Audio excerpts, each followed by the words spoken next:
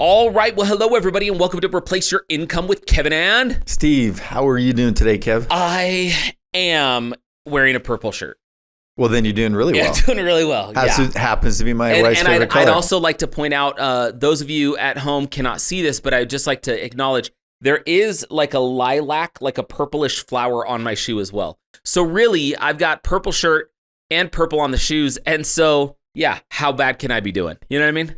Well, you're pretty confident. Okay. I feel like that was like a backhanded compliment. Oh, just kidding. Well, we're so excited to be here, and we got a really good topic today. This should be a lot of fun. Man, things are picking up in the real estate market. We're seeing that interest rates are starting to come down just the slightest bit. We know that there was the Fed rate cut.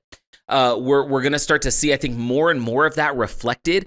It was interesting. Last night was the vice presidential debate. I don't know if you watched that, but what was really interesting about it is there was a lot of discussion on housing and just the fact, like, I don't know how, I'd have to go back. I wish I had a counter how many times it said housing crisis. And every time it said housing crisis, my mind went to, we're in the right market, right? We are. The housing crisis is for people that need affordable homes that want. There was also a lot of talk about, middle class and families. I'm like, the real estate that we do is exactly the thing that they are talking about that people need. And it just made me feel more than ever that we are absolutely doing the right thing in the right market with the right set of circumstances and conditions. And doggone it if it isn't going to be fun over the next 10 to 15 years if people are in real estate and getting into real estate. I think this could be an all-timer, man. I think it's going to be something pretty special. Well, I love the one thing that you say all the time is that you want to be investing in something where demand is high and supply is low, right? And that's what we're coming into. When they say the phrase housing crisis, what they're really saying, or the terms that I like to put it in, is there's a 7 million affordable homes shortage right now. And that happens to be the market that we're in particular for individuals who want to live in a nice middle income neighborhood, a 3 or 4 bedroom, 2 or 3 bathroom, 2-car garage type home. Yeah. That's where, like, the bell curve that we talk about all the time, that is the sweet spot of what you want to own and where you want to be. 100%. And so then the question always becomes, right, for us, and this is literally what we spend our careers doing, is like, okay, fine. So that's the right market. This is the right product. We know that there's a housing shortage. We could call it a housing crisis from a political standpoint. We know that we're in the right business, but it's not the right business for everybody, especially if they're not buying the right kind of real estate. And even if we were to brush it with a broad stroke of like, go buy single family homes, there is so much interpretation inside of single family homes. What market? What should that home look like? How old should it be? What would one go through in order to properly vet a property to make sure it is a wise investment opportunity? And that's what we're going to talk about today on the podcast, because over the years, as we've helped our clients invest in real estate, there's really, and we haven't talked, I don't think, maybe we've mentioned it on the podcast, but we haven't like gone overboard to say, look, there's really 5 full layers of vetting that every property goes through. And that is, we catch things as we go through these layers of vetting. It's done not just by one person. It's done by different people. And some are looking at certain criteria. Others are looking at other criteria. And at the end of the day, every one of these properties that is a real estate single in Moneyball Real Estate is a fully vetted property. There are some people, I think, out there in the real estate space that are like, yeah, we vet properties. And I think what they do is like they check one number, right? Like, oh, the purchase price seems to be right. The property's vetted. That is not what we are talking about. Numbers are one piece of the equation, but there is a lot more that goes into it. So on today's episode, we're going to dive into the 5 layers of vetting that every single property goes through, so that those of you watching and listening, can kind of know what does that look like. And why I also think this is important, Steve, is we did some reporting yesterday just as a company. We got some third quarter numbers. And one of the things we don't often talk about is, yes, there's great properties that we are vetting and approving for our clients to purchase and invest in, but there's a bunch of properties that come through that get weeded out, that are not properties that our clients see. And so let's start by talking a little bit about what were those third quarter numbers. How many properties did we vet? How many did we approve? Yeah. So I think it's important to understand it's kind of like a funnel. like we start down here where, there's all of these properties and we kind of narrow things, down to, the types of properties that we want to look at in the first place. But as far as like the numbers that we discussed yesterday, we have a property analysis team here who they're one stage of the vetting process. And so properties that get to us are, dozens every single week that we're looking at. So year to date, our team has been given, or our designated market agents have submitted nearly 1,300 properties to be vetted by our team. Of those, the actual number is like 1,247. So that we're counting. But yeah. Not that we know exact numbers or anything, right. But there's 1,247 that were submitted. And of the 1,247 submitted, there were 78% of them that were approved. Meaning we've gotten better and better at having trained our agents in the different markets where they're not just submitting whatever. Yeah. Like they've gone through and they've done their part of the process. They've submitted them. And so 78% of them were actually approved that could be, looked at by our clients as properties that meet the basic minimum qualifications, right? And from there's some additional vetting that we're gonna, kind of get into and talk about. But we go through quite a few. And when I say like that process to submit those 1,247, those real estate agents, they looked at probably tens of thousands of properties. Yeah. Right. In order to submit those 1,247. So multiple layers of vetting. So I think what would be really effective is let's go through like the 5 layers of vetting, and we could kind of talk to each one to kind of explain what is that vetting process look like. What does it look like? So it starts with, and you already mentioned it, you already alluded to it. It starts with the agents in the market doing research. So what are some of the criteria agents are looking at in the market? Yeah. So again, like the basic criteria, like, and this also assumes, Kev, that what we're not including here is call it the pre-list, which is we've selected a market with very specific criteria. I mean, we spent months vetting a market before we ever even went there. And so we won't get into that market criteria. Yeah, we're not even including that, right? So that's the pre stuff, right? So now we're in the market and now we're ready to buy properties. And so our agents are looking for 3-bed, 2-bath, 2-car garage, middle income neighborhoods. We're looking for properties that are newer or brand new. We do a lot of new construction. So homes that are, typically built in the 2000s or newer. We're looking for properties that don't have power lines going overhead. They don't back onto a noisy freeway. There's not a double yellow line in front. It's not a home sitting on a corner of a neighborhood going in. It's like the only where every single car has to drive by in order to get in front of it, to get to their home. So it's not like a busy street. We're looking for properties that don't require a lot of rehab. So the properties that we buy are typically in pretty good condition to begin with. Homes that maybe need, some flooring, paint, miscellaneous repairs, that kind of a thing. We're taking a look at the age of the roof, the age of the heating and HVAC, the age of the water, those types of large major systems. We're looking at those kinds of things. And so those are kind of some of the just the initial basic criteria. And there's like a whole host of other little nuances that our agents are looking for when they're looking at the actual properties as to whether they're even going to look at the numbers. Yeah. And that's market specific too. So each agent in a market, they're looking at very similar criteria, right? It's all in the buy box, but there may be little nuance, like you said, in certain markets. So they are evaluating all of these properties. And that's one of the things, that's part of why we love using often the MLS or the multiple listing services. It gives you the ability to search based on data and to filter based on data. So our agents in the market will first go through this massive vetting. They will look at all of these properties and they'll pick the ones that appear, to look like they may be fit the initial criteria. They'll drill down a little bit more on the criteria.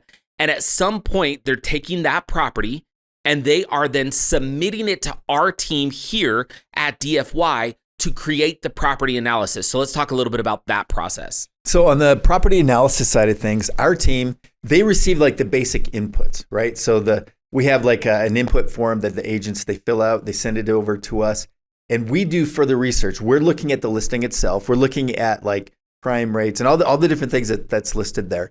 And then we're taking a look at the numbers, right? So we plug all the information into this enormous, crazy spreadsheet that our team has developed over the many years, and it kind of tabulates the basic numbers that we look at. We're looking at cash on cash. We're looking at combined cash on cash.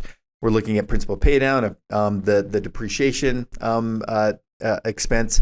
We're taking a look at appreciation. And those numbers they spit out the numbers that we look at. And one of the main numbers is the monthly average increase. And so that number has a basic criteria. The cash flow has a basic criteria. And even there are some nuances that our team is analyzing based on the age of the property, right? The particular market that it's in. We're taking a look at what the cost of insurance is on that property. We're taking a look whether there's an HOA fee or not. And we're taking a look at the lending requirements for that particular state and what the closing costs are going to be and all of those numbers. And then we're taking a look at the estimated rehab, right? So that's one of the big numbers that we're looking at as to like, is that number too high? Like, what is the total out-of-pocket cost going to be for a particular client? Because every single PA that we do, as far as like vetting the criteria, is this is a property specific for a specific customer who we know what their total out-of-pocket, ability is, what their lending ability is, those kinds of things, what their goals are. We kind of match up properties based on individual customers. And so we're looking at all of that information and whether it fits this particular client. And ultimately, this property analysis that we've developed over many, many years of kind of saying, okay, can we sort of quantify, when possible, some of the nuances, some of those metrics that are going to help us know whether a property should be greenlit or whether it should be rejected.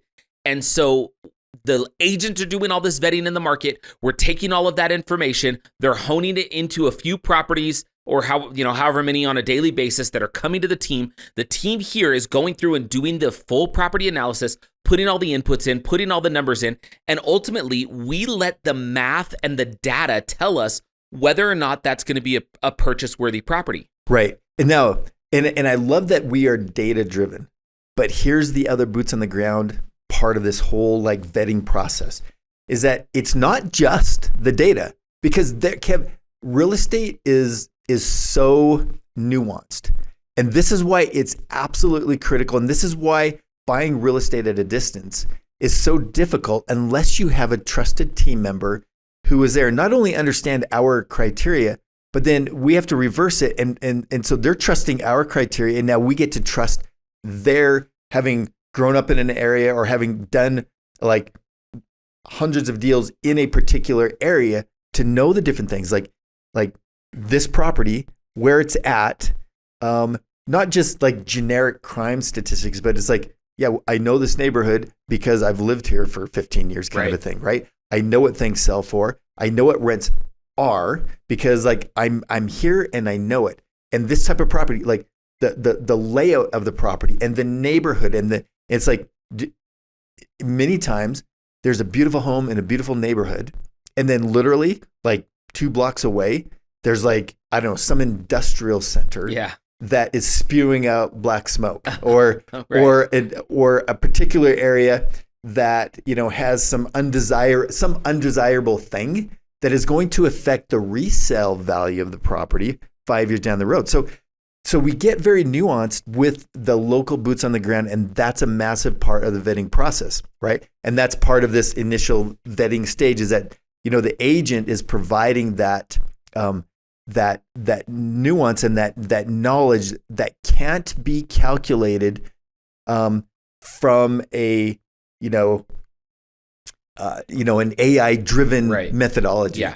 There is some AI-driven methodology, like when we're trying to find rents, right? Like, correct. Rent Finder AI is something that we use that our partners over at Specialized Property Management really kind of developed specifically for us. I mean, they use it in their business, but because we wanted to find a really efficient way where we could pull tons and tons of data of real-time rental statistics or real-time rents in a given area and take all kinds of factors into consideration. So it's this cool combination of technology and human, right? So it's like technology is one piece, filtering is one piece through technology, then the actual nuances of the agent that's in the market that understands the area, and maybe they have to go drive the home. Maybe they don't have to go drive the home, right? Maybe they know enough that they don't have to go lay eyes on the property, but they've got enough pictures, they've got enough information. Maybe they do just do a drive-by. There's a whole variation of things that could be done just to get a property vetted enough to send to the team. Then the team here is going through and doing more stuff. There's going to be numbers. There's AI, there's algorithms, there's quantifying certain aspects, there's statistics, there's percentages, there's all of this stuff, but and that's going to produce some sort of a result, which is either going to say, yes, we think based on who knows how many points at the, we selected the market, then we had the agent give us a bunch of properties, then we ran it through the vetting, and so we have a combination of technology and human-driven approach to vetting, and then we're seeing these properties that come out the bottom of the funnel with numbers attached to them, so we literally know, or are projecting, I should say, how much that property is going to make you this month and 10 years from now. And Kev, that's step one. Yeah. So step two, like that's pretty comprehensive, right? You'd think that would be enough, but it's not quite enough. Correct. So step two is the home is now under contract because it passed. If it passed that level, and we said we approve it. Wait, this is step three because we have the agent. Step one is the agents are doing the vetting. Step two is the property analysis done, and so we're on step three. Right. Yeah. So step three is now we're getting a home inspection. That's right. We're getting a third party. Right. So, I mean, we got DFY. Some people might say, well, you guys have a hidden agenda. And then we got step two, which is the agent who's like, well, they got a hidden agenda. Like they want to earn a real estate commission. Okay. Yeah. So let's say that, those two things, are step one, step two, but people are like, well, I don't know. Okay. Now let's get a third disinterested party, a home inspector. He goes into the home. Every single home that our clients purchase, get a third party home inspection where, everything is listed out. They go through it. It's like, it's a deep dive into the property, right? Deep dive. They're looking at all of the systems at a granular level. They're looking at the roof. They're looking at everything, right? So now we get this home inspection. So that's step 4. Yeah. Can I just say that an inspection once saved me $50,000? Yeah, you can say that. Yeah, I can, because there was a home that I had under contract that I was going to purchase. And I knew that it was going to need something, okay? But I had no idea what was happening on the inside. So what ended up happening is I had an inspector come out. The inspector did the full inspection. I was already under contract, right? The vetting had been done. I was really excited to buy this property, but we got an inspection. The inspector came out, looked at some things, pulled me aside and said, listen, it is going to cost you at least another $50,000 to get this property to the point where it's up to code and it's good to go. And I was like, 50 grand? Are you kidding me? And so here's what I did with that. Once I was armed with that knowledge, I went back to the seller and I said, how about this?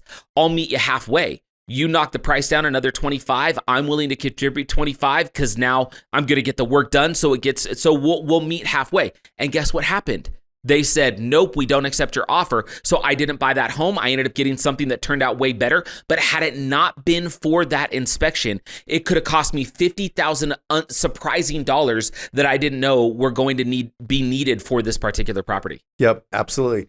Next step is every single property, whether it's being financed or whether it's a cash purchase, we get an appraisal. We want to validate the value of the property again by a third party individual who are call it impassioned about it. Yeah. Like where they don't have a dog in the road. Unemotional when it comes to the appraisal. Yeah. It is just numbers, right? Yep. So they come in, they do the appraisal, and that helps validate like the value. And they're also validating like the property itself. Again, if you're buying at a distance, you want to know that everything is good with the property, including, the value of it. One of the things that I love to mention on appraisals, because not a lot of people understand, you and I have talked about it on the podcast, but I just want to make sure everybody knows.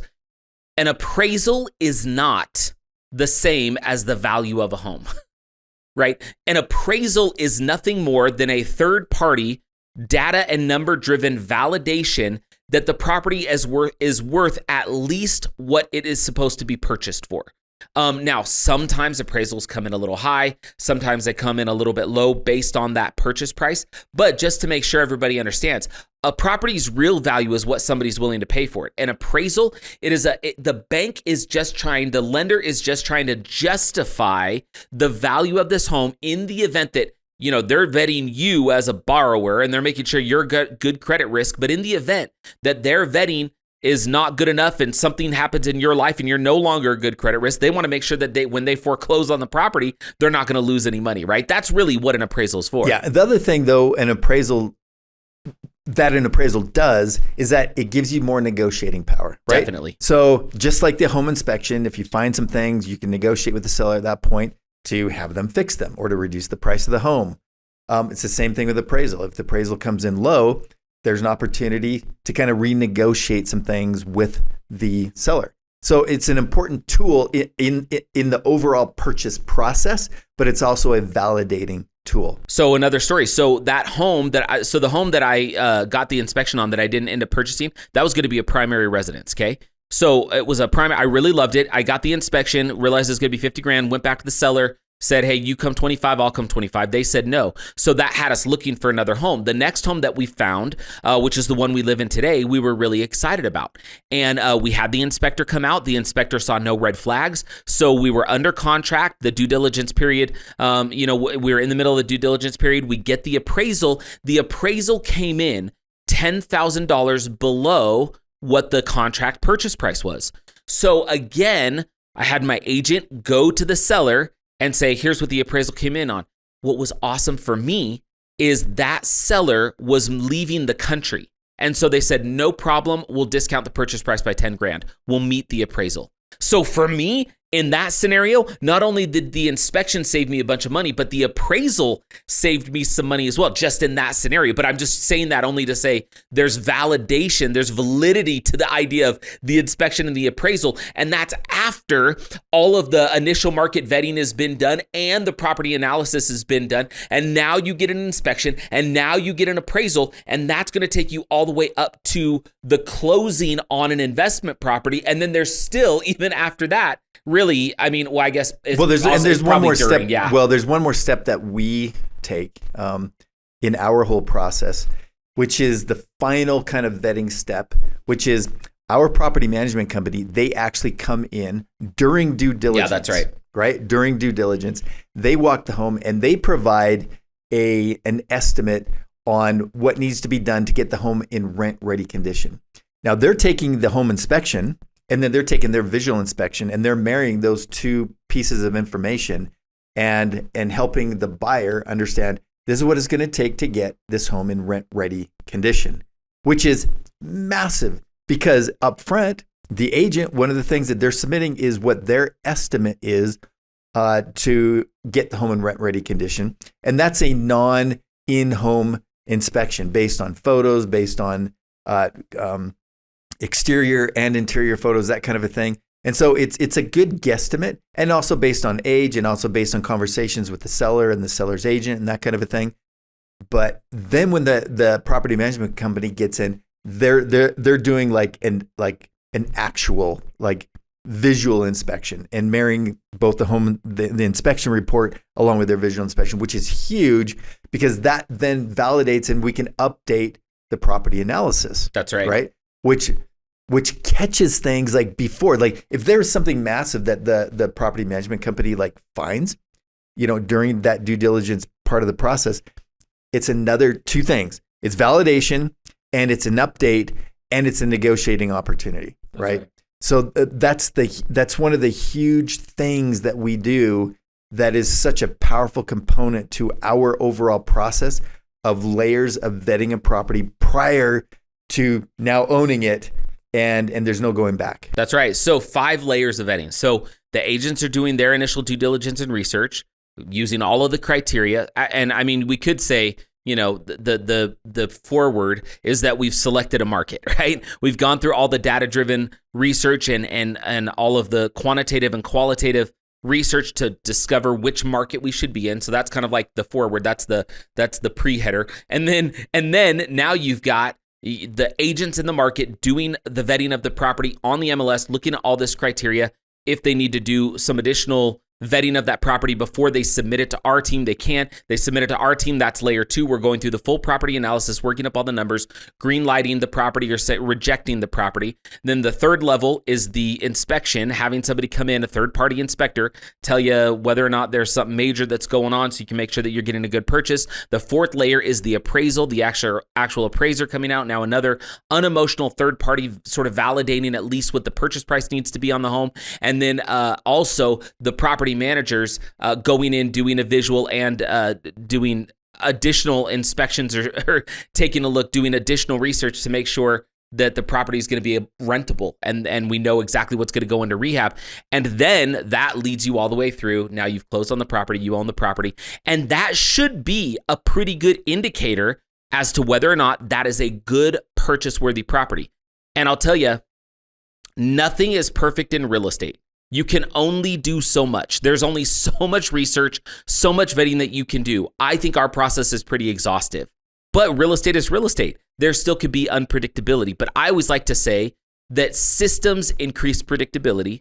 Predictability mitigates or minimizes risk. And what we're talking about here is a massive system and a massive process as a part of this Moneyball real estate system that increases the predictability. That predictability should give you as a buyer additional increased, buyer confidence, investor confidence that this has gone through so many layers that you got yourself a great purchase-worthy property that is a real estate single that can help you micro win your way to millions. And that's really what it's about at the end of the day. So anyway, I hope this conversation was helpful. I hope it was interesting. I hope that you guys watching and listening went, oh, cool, I didn't realize there was that much that went into it. And obviously, we could probably do separate podcasts on each one of those layers. There's so many details. We could go so granular, but this is like high level flyby, and I'm not smart enough to go too granular. You could, but I at least understand it in this way, right? This is the way I look at real estate and the way that I am ultimately determining whether or not something makes sense for me. So hopefully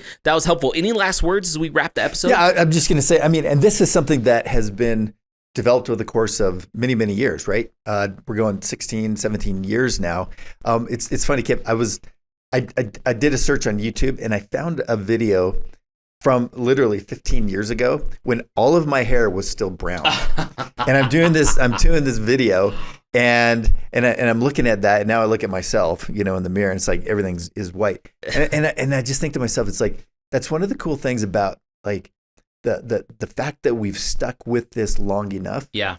That we've been able to put something together that for the person hearing it for the first time, or maybe even for the 5th time, or the 10th time, it can sound a little bit overwhelming. But in our minds, and I know that you say that you don't get it or understand it, you're not smart enough. It's like, this stuff inside and out. You can like rip stuff off like in a rap song about everything that goes into the whole vetting process. But it's just kind of second nature to us at this point. And so when we talk to people, sometimes we have the curse of knowledge, and which is like, all this stuff is just really simple. Like all of these steps, all of this, everything. And to somebody watching or listening to this podcast, it can seem and sound overwhelming.